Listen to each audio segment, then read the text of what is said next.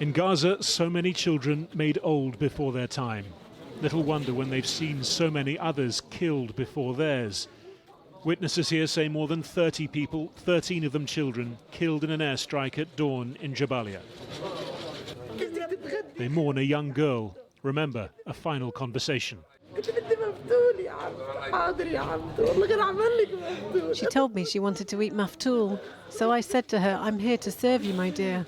I'll cook maftool for you. Just tell me what you wish for, my dear.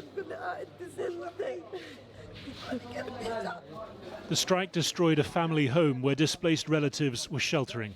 For the survivors, nothing to do but grieve.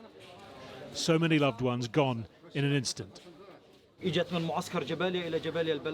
This is a displaced girl who came from the Jabalia camp to Jabalia town. But she was martyred in her grandfather's house. Most of them are remains, children, but remains. They don't belong to any military faction or organization. Here they are, in pieces. At the attack site, efforts to find others trapped under the destruction dwarfed by its scale. The UN says Israel's siege on this part of northern Gaza has forced 100,000 civilians out and cut off aid to the tens of thousands who remain. It's also restricted the ability of civil defense workers to get to the sites of attacks like this. There are no ambulances, no civil defense, nothing. God is great. These people who died were disabled, people with no connection to any organisation and posed no threat to the Jews.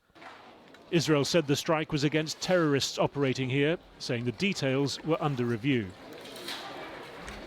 Hours earlier in Tel Aviv, the latest demonstration calling for a ceasefire and the return of Israeli hostages.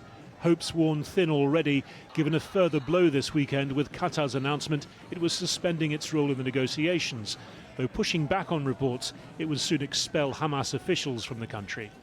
Israel's Prime Minister, meanwhile, saying he'd spoken 3 times with President-elect Trump since his election victory. We see eye to eye on the Iranian threat in all its components and the danger posed by it. We also see the great opportunities before Israel in the field of peace and its expansion. A seeming reference to Netanyahu's aim of normalizing ties with Saudi Arabia, as he did with other Arab states when Trump was last in the White House. But both war and diplomacy have changed things since, China sponsoring restored ties between Saudi and Iran. News today that the Saudi army chief was in Tehran for talks. Away from the high politics, gruesome ground-level war in Lebanon as well as Gaza.